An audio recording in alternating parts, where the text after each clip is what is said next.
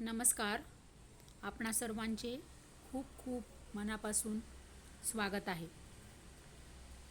आपण सर्व माझी ऑनलाईन फॅमिली, माझी सर्व यूट्यूब फॅमिली, सर्व माझी फेसबुक पेज फॅमिली आणि संपूर्ण माझी ऑडियन्स, सर्व माझे सिटीजन्स, सर्व माझे सिनियर, माझे ज्येष्ठ वरिष्ठ, सर्व माझे मित्रमैत्रिणी, संपूर्ण YouTube family, Facebook page family, सर्व लाडक्या बहिणी आणि माझ्या सर्व मैत्रिणी.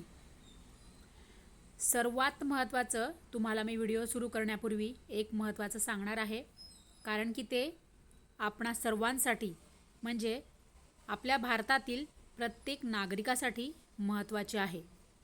तुम्हाला जर हे माहीत नसेल तर तुमचे भरपूर मोठे असे नुकसान होऊ शकते. तर काय आहे ते? कारण की 1 एप्रिल 2026 पासून नवीन फायनान्शियल इयर सुरू झालेले आहे. आपणास माहीत आहे का, 1 एप्रिल 2026 पासून तर 31 मार्च 2027 पर्यंत हे फायनान्शियल इयर असते, म्हणजेच अकाउंटिंग इयर असते. आणि त्यावेळेला संपूर्ण भारतामध्ये हा नवीन अर्थसंकल्प मांडले जातो. सर्व नवीन बदल केले जातात, सर्व नवीन निर्णय घेतले जातात आणि हे सर्व आपणास माहीत असणे आवश्यक आहे.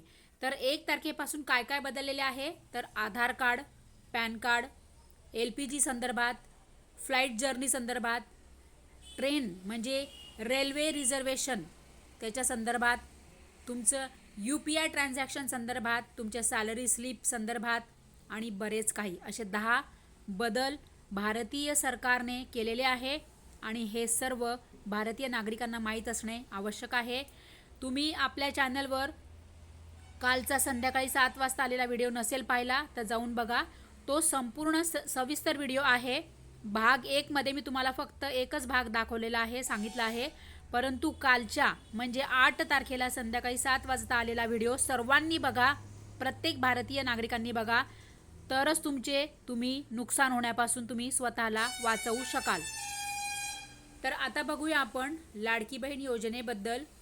वितरण कधी सुरू होणार, GR कधी येणार आणि त्याहूनही आणखीन बरेच काही महत्त्वाचे अपडेट आपण या व्हिडिओमध्ये बघणार आहोत.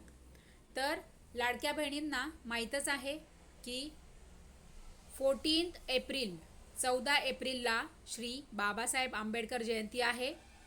आज आहे 9 तारीख. आज आणि उद्या आपण वाट बघूया. आज गुरुवार आहे, उद्या शुक्रवार आहे. 2 दिवस, आज आणि उद्या हे 2 दिवस GR येण्याचे खूप मोठे चान्सेस आहे.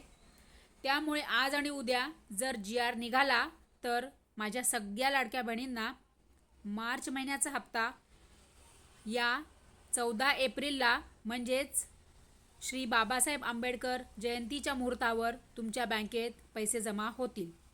आणि आणखीन एक शुभ मुहूर्त आहे, ते म्हणजे 19 एप्रिल. 19 एप्रिलला आहे अक्षय्य तृतीया. संपूर्ण महाराष्ट्राचा अत्यंत महत्त्वाचा आणि पवित्र सण अक्षय्य तृतीया. तर 19 एप्रिलला अक्षय्य तृतीयेला सर्व लाडक्या बहिणींना मार्च महिन्याचा हप्ता हा मिळू शकतो. या 2 तारखा ज्या आहेत 14 एप्रिल आणि 19 एप्रिल या अत्यंत महत्त्वाच्या आहे मार्च महिन्याच्या हप्त्यासाठी. मार्च महिन्याचा हप्ता तुम्हाला दोघांपैकी कोणत्याही एका शुभ मुहूर्तावर तुमच्या बँकेत पैसे जमा होणार आहे.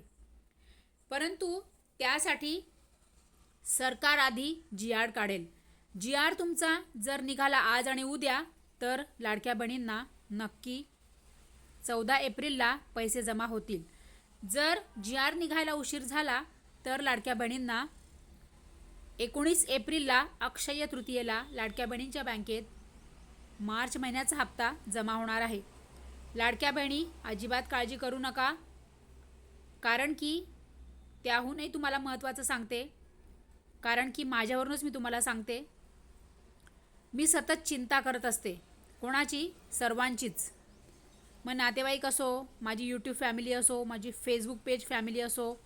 मला हा व्हिडिओ बनवायचा आहे, मला माझ्या सगळ्या मैत्रिणींना हे सांगायचं आहे, मला फेसबुक पेजवर हे सांगायचं आहे, मला हा देवांचा व्हिडिओ टाकायचा आहे, मला ही माहिती द्यायची आहे, मला हेल्थ रिलेटेड हे सांगायचं आहे, अशा मी सतत चिंता करत असते आणि अशा चिंता करून करून माझी तब्येत अतिशय खराब झालेली आहे. त्यामुळे भरपूर असे माझे जेवण पण कमी झालेले आहे, तब्येत खूप खराब झालेली आहे. त्यामुळेच मी माझ्या सर्व माझी ऑडियन्सला आणि ऑनलाईन फॅमिलीला सांगते की तुम्ही पण तुमची तब्येतीची काळजी घ्या, कारण की उन्हाळा सुरू आहे. उन्हाळ्याने जेवण फार कमी जाते आणि पाणी जास्त जाते. त्यामुळे सर्वांनी तब्येती सांभाळा. तब्येत चांगली असेल तरच आपण आनंदाने जीवन जगू शकू, हे मला सर्वांना आपणांना सांगायचे आहे. आणि लाडक्या बहिणींनी KYC पूर्ण केली का मला कमेंट करा. त्याहूनही महत्त्वाचा आता अपडेट बघूया आपण. तर अपात्र बहिणी किती आहेत? आता 71 लाख बहिणी अपात्र झालेल्या आहेत. या लाडक्या बहिणींना आता यापुढे लाभ मिळणार की नाही मोठा प्रश्न आहे, कारण की यामध्ये पात्र बहिणी पण आहेत, KYC न झालेल्या बहिणी पण आहेत, KYC झालेल्या बहिणी पण आहेत. आणि ज्यांच्या चुका झालेल्या आहेत त्यांनी काय केलं पाहिजे, म्हणजे हप्ता पुन्हा सुरू होण्यासाठी काय केलं पाहिजे, यावर आपण आपल्या चॅनलवर ऑलरेडी व्हिडिओ अपलोड केलेला आहे. तुम्ही नसेल पाहिला तर जाऊन बघा. हप्ता पुन्हा मिळण्यासाठी आपण काय करावे हा व्हिडिओ मी अपलोड केला आहे, तर तुम्ही लवकरात लवकर तो जाऊन व्हिडिओ बघा. माझे ऑडियन्स, माझे सबस्क्रायबर्स, माझे फॉलोअर्स, तुम्ही माझ्या ग्रामीण भागातील बहिणी असू देत, तुम्ही शेतकरी वर्ग असू दे, तुम्ही नोकरदार असू द्या, तुम्ही नोकरी करणारे असू देत, तुम्ही जॉब पीपल असू देत, तुम्ही स्टुडंट असू दे, जॉब पीपल असू देत, गृहिणी असू देत, किंवा तुम्ही 18 वर्षाचे मुलं मुली म्हणजे तरुण असू देत, किंवा माझे ज्येष्ठ आणि वरिष्ठ माझे ऑडियन्स आणि माझे सबस्क्रायबर्स आणि फॉलोअर्स असू देत, तुम्हा सर्वांसाठी जरुरी आहे की जे काही भारत सरकार बदल करत असते, जे काही नियमांमध्ये बदल होत असते, बँकांमध्ये, आधार कार्ड, पॅन कार्डमध्ये आणि UPI ट्रान्झॅक्शनमध्ये, नंतर आता आयकर कायदा बदललेला आहे त्यामध्ये, नंतर बरेच असे आता की जसे की तुम्ही ट्रेनने प्रवास करत असाल तर ते रिझर्वेशन करण्यापूर्वी ते सगळ्या गोष्टी आपल्याला माहीत पाहिजे. तुम्ही जर फ्लाईटने जर्नी करत असाल, विमानाने प्रवास करत असाल, तर तुम्हाला त्याबद्दल सर्व माहिती असणे आवश्यक आहे. आणि आपण आपल्या बजेटनुसार मिडल क्लास फॅमिलीच्या लोकांनी समजा बजेट सगळा सांभाळला असेल आणि बजेटनुसार जर तुम्ही चालत असाल तर तुम्ही अचानकपणे जर निघाला तर तुमचे नुकसान होऊ शकते. त्यामुळे आपण आपल्या चॅनलवर काल 8 तारखेला संध्याकाळी 8 एप्रिलला संध्याकाळी 7 वाजता व्हिडिओ अपलोड केला आहे. तो व्हिडिओ सर्वांनी बघा. भारतातील प्रत्येक नागरिकासाठी तो व्हिडिओ आहे. आणि सरकारने काय बदल केलेले आहेत 1 एप्रिल 2026 पासून संपूर्ण भारत देशामध्ये ते सर्व आपल्याला माहीत पाहिजे. प्रत्येकाला, प्रत्येक ग्रामीण भागातले असो की सिटीतले असो, शहरातले असो की कुठलेही असू देत, श्रीमंत असो गरीब असो, लहान असो छोटा असो, मोठा असो, सिनियर असो किंवा ज्युनियर असू दे, प्रत्येकाला आपल्या भारतीय जे कायदे बदललेले आहेत, जे नियम बदलले आहेत ते सर्वांना माहीत पाहिजे. त्यामुळे तुम्ही सर्वजण अपडेट राहा.